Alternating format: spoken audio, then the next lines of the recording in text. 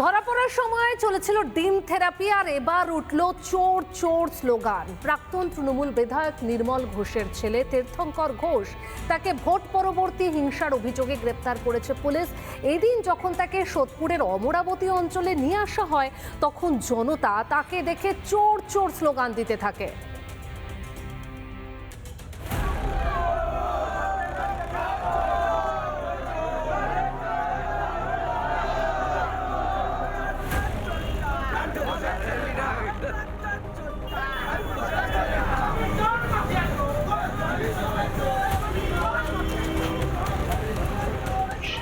পানিহাটির প্রাক্তন বিধায়ক নির্মল ঘোষের ছেলে তীর্থঙ্কর ঘোষকে পুলিশ যখন হেফাজতে আজকে নিয়ে তদন্তের জন্য, অর্থাৎ 2021 সালে একটি মামলা হয় ভোট পরবর্তী হিংসা, যেখানে বিজেপি নেতা জয় শাহ তার বাড়ির সামনে বোমাবাজি করা হয়।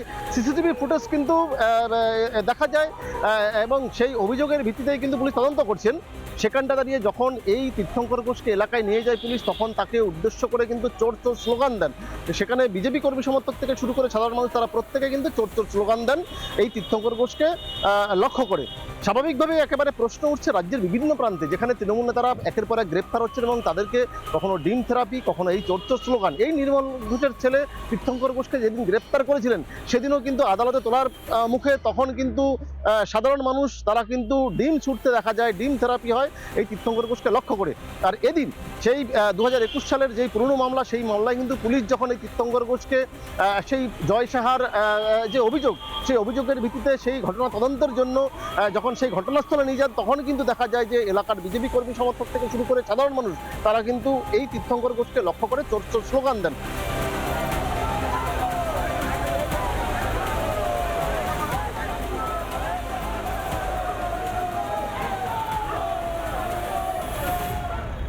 যেমন কর্ম তেমন ফল।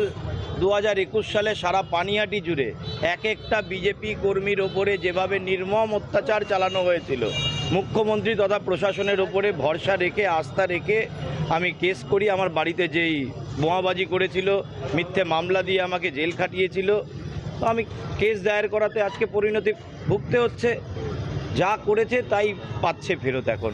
অর্থাৎ এই যে তীর্থঙ্কর ঘোষ, এই তীর্থঙ্কর ঘোষের দাপট এতটাই ছিল এবং তার বাবা নির্মল ঘোষের, সেখানটা দাঁড়িয়ে মানুষ কিন্তু একটা সময় কথা বলতে পারতেন না।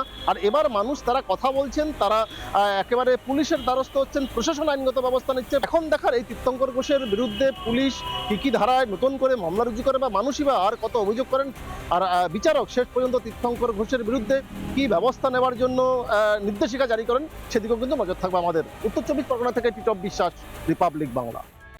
নানা ধরনের কন্টেন্ট দেখার জন্য লাইক করুন, শেয়ার করুন আমাদের ফেসবুক পেজ, সাবস্ক্রাইব করুন আমাদের ইউটিউব চ্যানেল।